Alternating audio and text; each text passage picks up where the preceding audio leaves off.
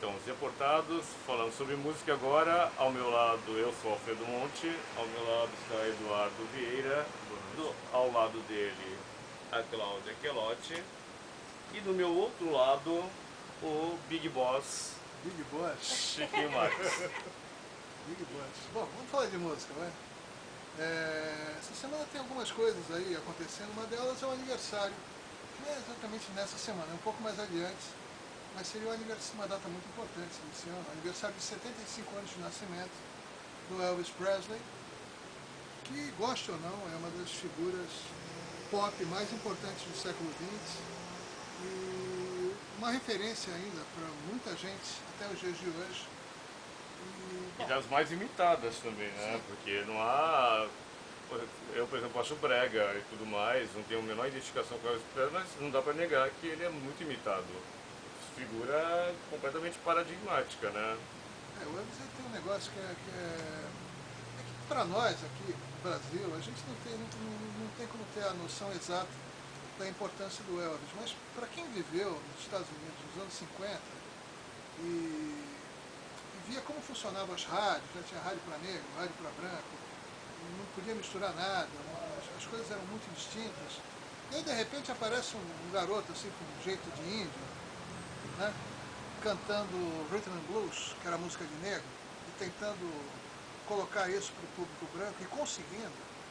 Aí você fica pensando, pô, realmente, né, um negócio muito intenso, muito forte, muito importante. Foi um momento de virada mesmo. O Elvis ele conseguiu, a duras penas, né, isso custou caro para ele durante um determinado período, mas ele conseguiu impor essa marca, né, e se equilibrar entre a cena da country music e a cena do rhythm and blues, e dentro desse contexto de rock and roll, né, que o rock and roll acabou sendo o grande aglutinador dessas duas frentes musicais muito importantes nos Estados Unidos. Então, a importância dele está nisso, né?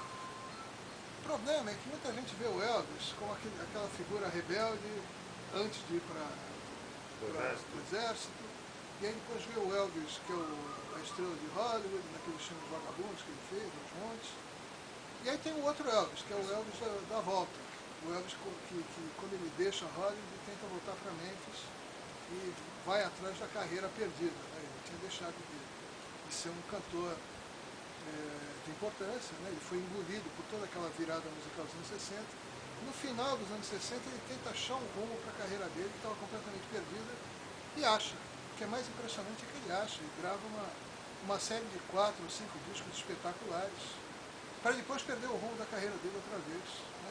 E morrer em 1976, 76 que ele morreu. Como uma figura folclórica, né? Quem vê o visual dele dos shows finais e tudo, é realmente melancólico o final, né? Sim. Tão melancólico quanto o do Michael Jackson, eu diria.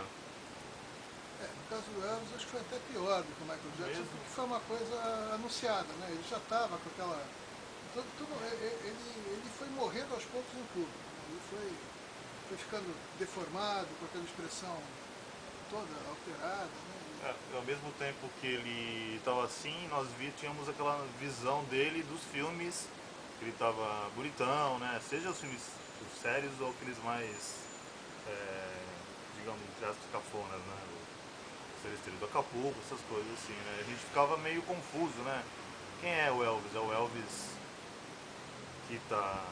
É o Elvis gordo ou é o Elvis em forma, né? Ele não sabia que ele estava... Eu, pelo menos, não tinha essa noção que ele estava querendo voltar a uma... Qual desses Elvis será que o personagem do Christian Slater queria ir pra cama no filme lá, escrito pelo Tarantino, lembram? Como é o nome daquele filme? Amor a Queima-Roupa? True Romance. Que ele fala pra uma mulher no bar que o único homem que ele iria pra cama é o Elvis, lembra? Com certeza com o antigo, né? Será? Eu acho que sim. Tanto que até virou uma constante nos filmes americanos, que existe, né? Os concursos de Elvis, né? Como se fosse a idolatria ao Elvis, idolatria, né? É uma idolatria muito esquisita, porque as pessoas que fazem que promovem essa idolatria, eles se fixam justamente na fase bizarra dele, eles gostam daquilo. Mas você sabe que eu só gosto do Elvis da fase bizarra?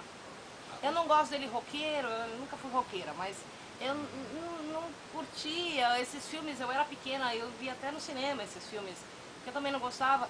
E aí quando chega nessa fase caidaça mesmo, Suspicious Mind, eu tinha o compacto, eu comprei. Peraí.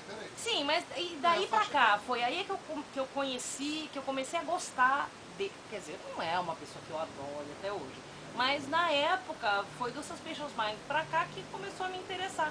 E eu achava bacana esse vídeo mais manjado, que é o Aloha from Hawaii, né? Aquele de branco, que é o que todo mundo copia, né? Aquelas taxinhas. Eu gostava dessa fase. Eu não consigo desvincular o Elvis Presley, eu assim, na minha faixa etária, da Sessão da Tarde.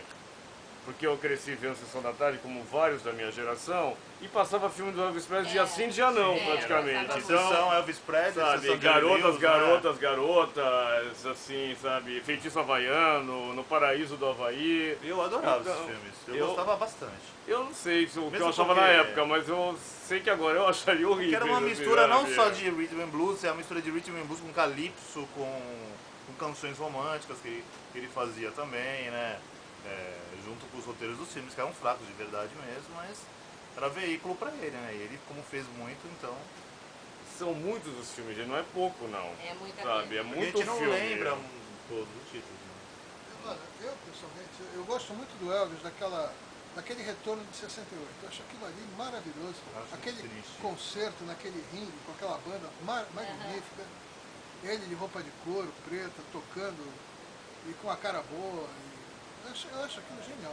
E os 3 ou 4 anos que se seguiram, eu acho perfeitos. Aquele documentário Elvis é assim, né? Mostra bem esse momento na carreira dele. Esse disco aqui é um dos vários discos que ele gravou nessa época. Foi gravado ao vivo em Las Vegas em 1970. Repertório magnífico, ele sabia escolher repertório, ele era bom nisso. E todo mundo queria dar músicas para ele gravar. Né? Enfim, o Elvis ele não tinha do que reclamar, mesmo nos momentos assim, mais duvidosos da carreira dele, nunca faltaram, né?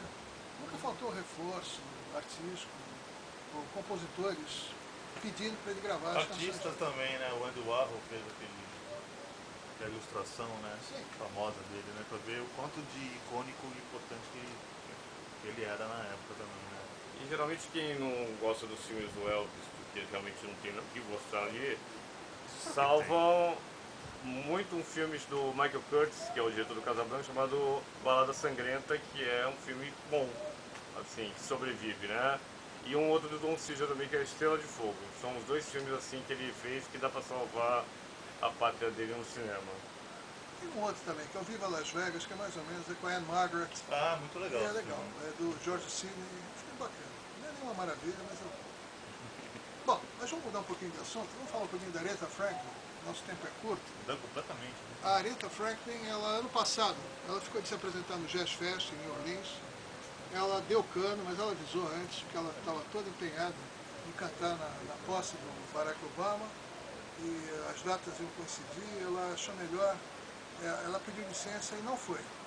E daí ela combinou com a direção do Jazz and Heritage Festival para cantar esse ano, e aí ela vai homenagear a grande Mahalia Jackson, que é uma das figuras mais importantes da música negra em todos os tempos, grande cantora de gospels, grande mentora musical da Aretha. Então ela vai esse ano para se apresentar, ser homenageada e também para homenagear a Mahalia Jackson. A Aretha está enorme, gigantesca, maior do que nunca, mas continua a cantar daquele jeito absolutamente barroco dela, que é... Para filmar a Aretha Franklin tem que ser um plano de sequência. Entendeu? A única maneira de poder chegar a esse objetivo, né? Eu continuo achando que ela, apesar de achar uma grande cantora, é muito maneirismo e grito.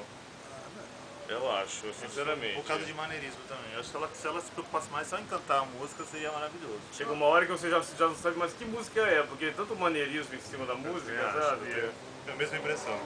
Bom, eu não concordo, não. Mas, aliás, eu adoro ver a Aretha Franklin jantando um monte de cantores, assim, cantando naqueles especiais de divas e todas... Sim, todas elas têm Se que ser desmanchando. assim mesmo. Mas é isso, nosso tempo infelizmente acabou aqui.